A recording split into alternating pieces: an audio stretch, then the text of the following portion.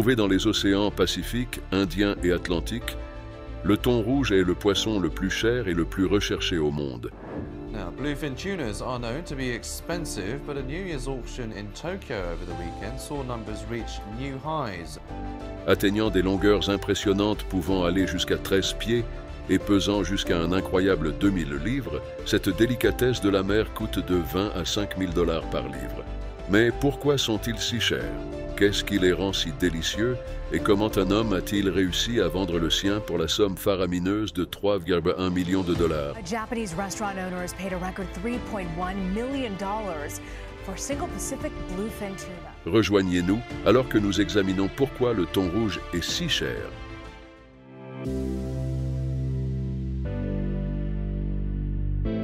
Dans le monde des fruits de mer, le thon rouge est un poisson majestueux et très prisé. Right now is a 111-pound big eye tuna, and I'm looking at a really nice quality fish right here. Qui occupe une place significative à la fois dans les écosystèmes marins et dans la culture humaine. En effet, réputé pour sa taille impressionnante, sa vitesse incroyable et son goût délectable, le thon rouge est une merveille pour les scientifiques, les pêcheurs et bien sûr les amateurs de fruits de mer. Connu pour créer certains des sushis les plus appétissants qui soient, l'espèce de thon rouge comprend 3 types principaux. Le thon rouge de l'Atlantique, Thunus tinus, le thon rouge du Pacifique, Thunus orientalis, et le thon rouge austral, Thunus macoye.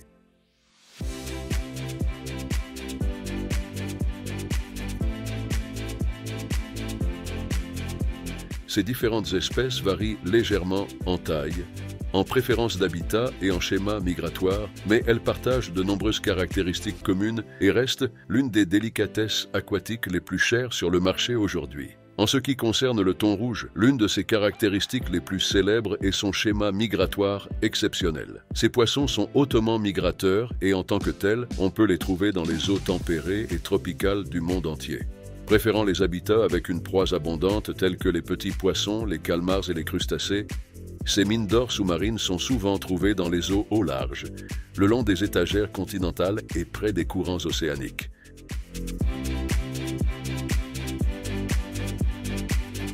Bien qu'il puisse sembler que le thon rouge puisse être trouvé à peu près n'importe où, c'est très loin de la vérité, car ces poissons présentent en réalité un schéma migratoire étendu, ce qui rend leur population extrêmement difficile à prévoir. Voyez-vous, voyageant sur des milliers de miles entre leur lieu de reproduction et leur zone de nourrissage, le comportement migratoire du thon rouge pose en fait des défis aux pêcheurs entre leur lieu de reproduction et leur zone de nourrissage. Le comportement migratoire du thon rouge pose en fait des défis aux pêcheurs en raison de leurs mouvements imprévisibles. Par exemple, le thon rouge de l'Atlantique fraye en réalité dans le golfe du Mexique et la mer Méditerranée avant de migrer jusqu'aux zones de nourrissage dans l'Atlantique Nord.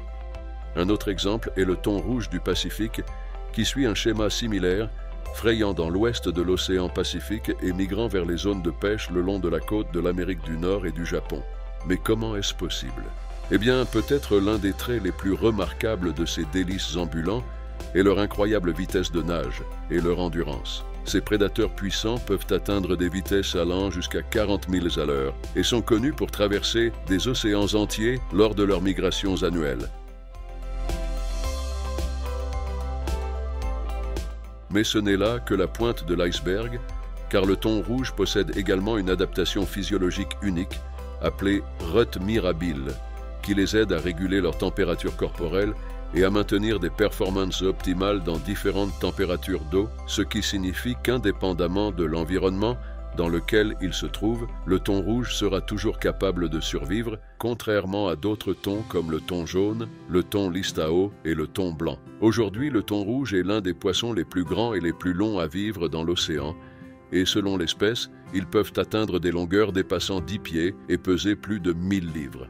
Malheureusement, malgré leur taille impressionnante, les thons rouges ont en réalité une durée de vie relativement courte, vivant généralement pendant environ 15 à 30 ans.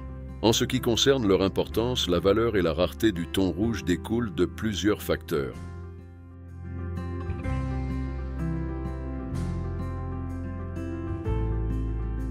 Tout d'abord, ces poissons sont soumis à une forte demande sur le marché, en particulier dans les marchés de sushi, ce qui a malheureusement conduit à la surpêche et à l'épuisement de leur population dans le monde entier. En plus de cela, leur taux de croissance lent et leur maturité tardive les rendent particulièrement vulnérables à la surexploitation, ce qui est un problème sérieux car leur rôle crucial dans les écosystèmes marins en tant que grands prédateurs signifie que le déclin des populations de thon rouge peut avoir des effets en cascade sur les écosystèmes océaniques entiers.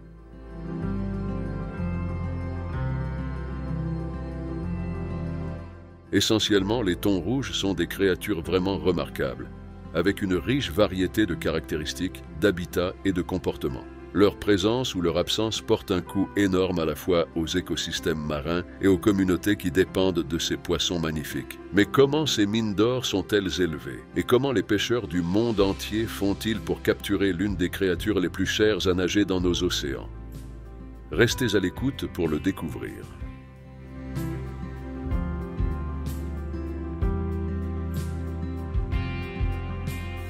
En ce qui concerne les pratiques de pêche, les méthodes de pêche au thon rouge sont profondément enracinées dans la tradition, mais évoluent constamment avec la technologie moderne. Et aujourd'hui, elles témoignent de la connexion durable entre l'humanité et la mer. Depuis des générations, les pêcheurs se sont aventurés dans l'immensité de l'océan armés de peu plus que de leur savoir, de leurs compétences et de leur respect pour la mer. Cette pratique ancienne se reflète toujours dans les méthodes traditionnelles de pêche au thon rouge, qui tournent souvent autour de l'utilisation de techniques éprouvées qui ont été transmises par la tradition orale et l'expérience pratique.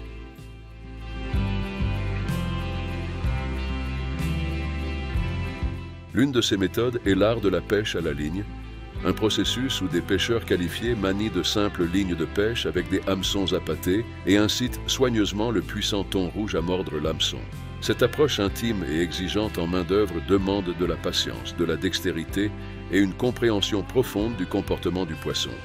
Et aujourd'hui, elle témoigne de la relation symbiotique entre les pêcheurs et les poissons. Une autre technique traditionnelle implique l'utilisation d'un équipement à ligne et à poteau, où les pêcheurs lancent des lignes avec des hameçons sans ardillons dans l'eau. Cette méthode particulière est pratiquée dans des régions comme la Méditerranée et le Japon et permet de cibler sélectivement les poissons individuels tout en minimisant les prises accessoires et l'impact environnemental.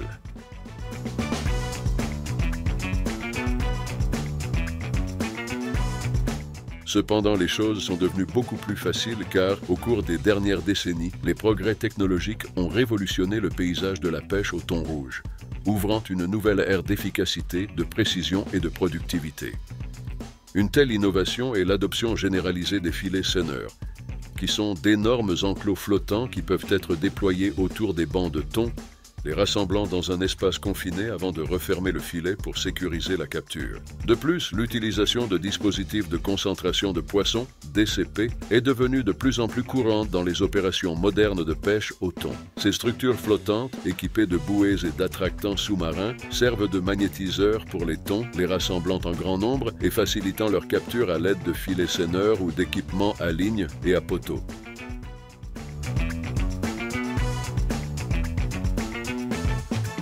Bien que la pêche au thon rouge soit indéniablement séduisante, elle n'est pas sans ses défis et controverses.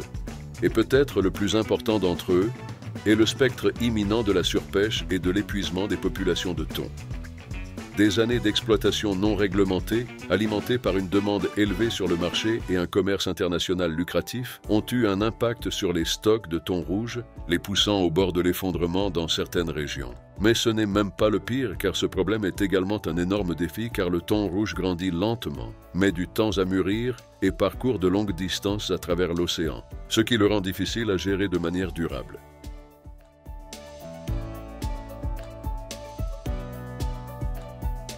Un autre problème majeur est la pêche illégale de ces poissons précieux qui n'est pas signalée ni réglementée, ce qui aggrave les choses en nuisant aux efforts de conservation et en aggravant la surpêche. En réponse aux besoins urgents de conservation, divers intervenants, y compris les gouvernements, les organisations de pêche et les groupes environnementaux, ont mis en œuvre des mesures pour protéger les populations de thon rouge et promouvoir des pratiques de pêche durable. Ces efforts comprennent des limites de capture strictes et des quotas, des fermetures saisonnières dans des zones de frais clés et l'établissement de zones marines protégées pour protéger les habitats critiques. Allant encore plus loin, des initiatives telles que l'adoption de systèmes de surveillance électronique,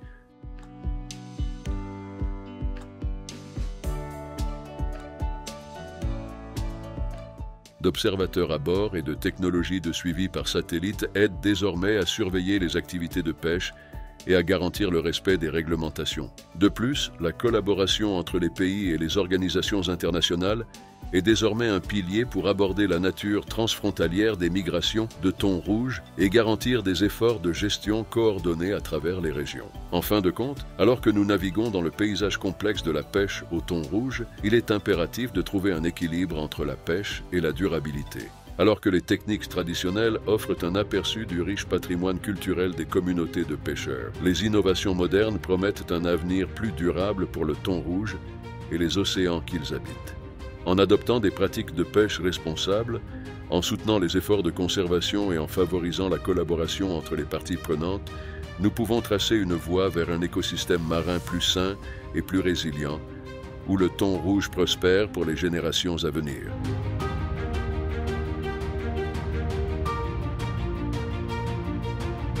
Maintenant que nous comprenons les techniques de pêche impliquées dans l'élevage du thon rouge, la question est: à quel point ces créatures merveilleuses peuvent-elles être chères? Quelle est exactement leur valeur marchande? Et quels facteurs influent sur leur prix? Restez à l'écoute pour le découvrir.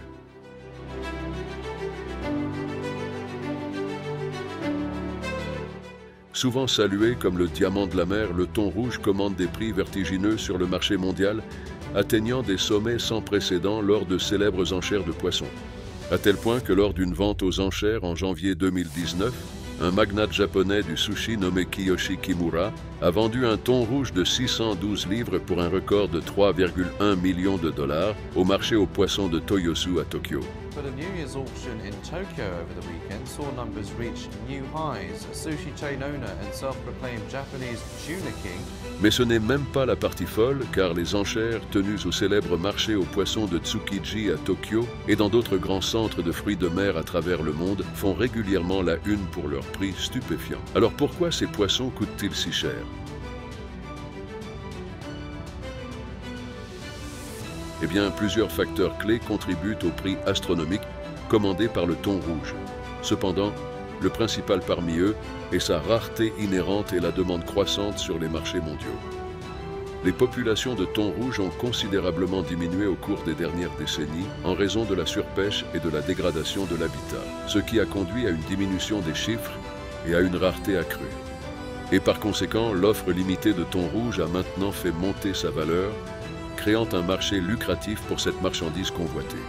En plus de cela, le goût inégalé, la texture succulente et la polyvalence dans les applications culinaires du thon rouge ont alimenté une explosion de la demande parmi les connaisseurs de fruits de mer, en particulier sur les marchés de sushi, où il est apprécié pour sa qualité exceptionnelle et son profil de saveur.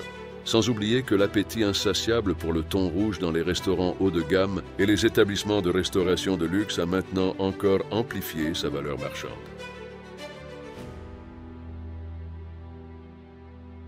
Alors que le thon rouge règne en maître en termes de prestige et de prix, d'autres espèces de thon ont également une valeur commerciale significative sur les marchés de fruits de mer à travers le monde.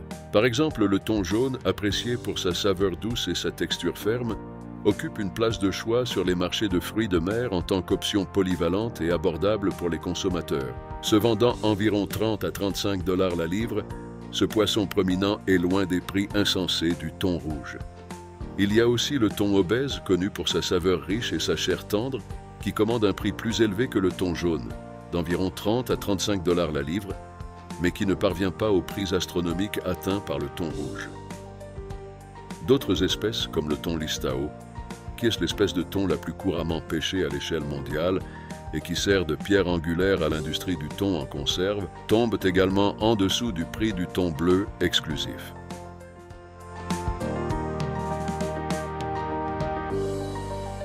Essentiellement, le coût élevé du thon rouge reflète en fait une convergence de facteurs, y compris la rareté, la demande et la signification culturelle, qui l'élèvent au pinacle du monde des fruits de mer.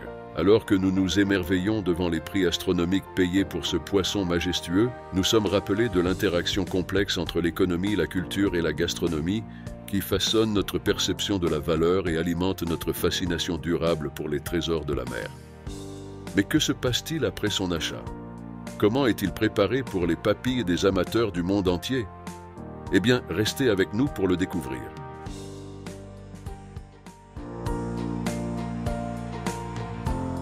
Le voyage du thon rouge de la mer à vos assiettes commence dès qu'il est tissé à bord d'un navire de pêche où des techniques de manipulation et de traitement méticuleuses sont utilisées pour préserver sa fraîcheur et sa saveur. Dès sa capture, le thon est immédiatement saigné pour éliminer les impuretés et améliorer la qualité de sa chair. Ensuite, le poisson est soigneusement éviscéré, nettoyé et emballé dans de la glace pour maintenir sa condition impeccable pendant le transport vers les installations de transformation ou les marchés. Une fois arrivé dans les installations de transformation, des artisans qualifiés utilisent des techniques de découpe de précision pour diviser le thon en différentes pièces, chacune prisée pour sa saveur et sa texture unique. Aujourd'hui, les morceaux les plus convoités comme l'otoro, ventre gras, et le chutoro, ventre moyennement gras, commandent des prix premium dans les cercles culinaires pour leur richesse onctueuse et leur tendreté fondante en bouche. La partie la plus folle du thon rouge est le fait que sa polyvalence culinaire ne connaît pas de limite, car il se prête à une myriade de préparations allant du simple sashimi aux plats gastronomiques élaborés. En fait, dans la cuisine japonaise traditionnelle, le thon rouge occupe une place centrale en tant qu'ingrédient vedette dans les sushis et les sashimi, où sa chair immaculée est présentée dans sa forme la plus pure sans avoir besoin d'assaisonnements élaborés ou de techniques de cuisson.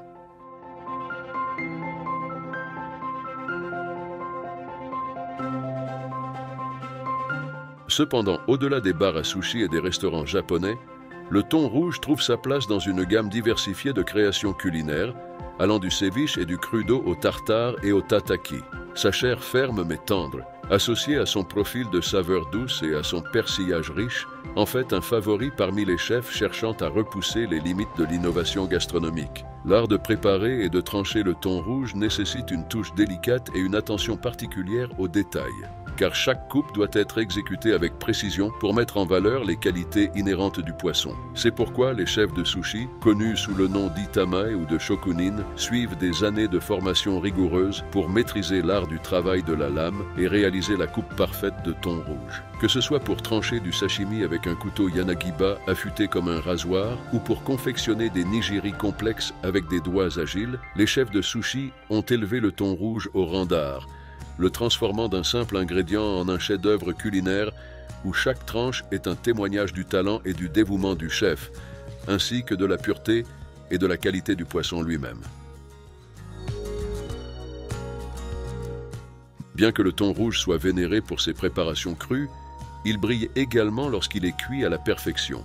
Oui, du grillage et de la saisie au rôtissage et à la braisière, la polyvalence du thon rouge se prête à une large gamme de méthodes de cuisson qui mettent en valeur ses saveurs et ses textures naturelles. En fait, lorsqu'ils servent du thon rouge cuit, les chefs l'associent souvent à des ingrédients et des saveurs complémentaires pour créer des compositions culinaires harmonieuses. De la sauce ponzu citronnée au glaçage miso savoureux, les possibilités sont infinies, permettant aux chefs de libérer leur créativité et de créer des plats qui titillent les papilles gustatives et enchantent les sens.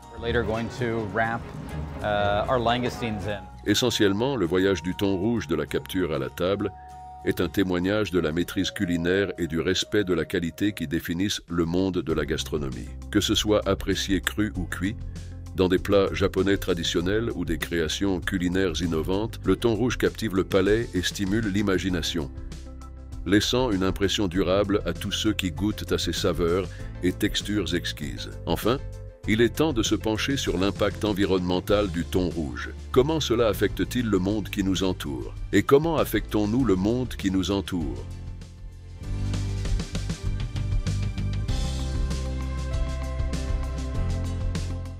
Au cours des dernières décennies, les pratiques de pêche intensive, alimentées par une demande mondiale croissante, ont entraîné un déclin drastique des populations de thon rouge. Cela est dû à la poursuite implacable de cette espèce, en particulier le lucratif thon rouge de l'Atlantique, Thunus tinus, qui a entraîné un grave épuisement des stocks. Vous voyez, le thon rouge se reproduit lentement, ce qui le rend particulièrement vulnérable à la surexploitation, et pour aggraver le cas, sa nature migratoire complique encore les choses car il traverse de vastes étendues océaniques, les exposant à la pression de la pêche dans plusieurs juridictions.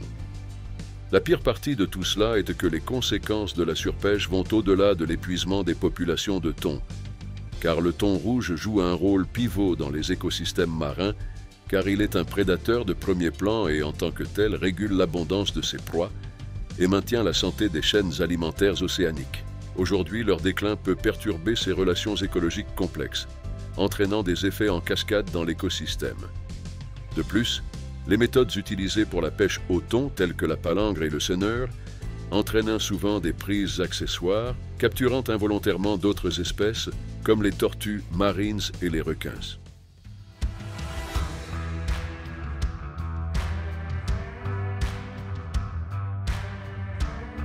Ainsi, reconnaissant le besoin urgent de protéger les populations de thon rouge et les écosystèmes marins, Holy surrogate mama mackerel, Batman! Scientists want to breed endangered tuna using the mackerel, but can it be done? diverses initiatives de conservation ont été mises en œuvre à l'échelle mondiale. Par exemple, des organisations internationales telles que la Commission internationale pour la conservation des thonidés de l'Atlantique, CICTA, ont introduit des quotas et des réglementations pour limiter la pression de pêche et protéger les zones de frai. De plus, des mesures telles que les limites de taille et les fermetures saisonnières visent à assurer la durabilité des stocks de thon et à minimiser les prises d'accessoires. Mais ce n'est pas tout, car les progrès technologiques ont facilité les efforts de suivi et d'application.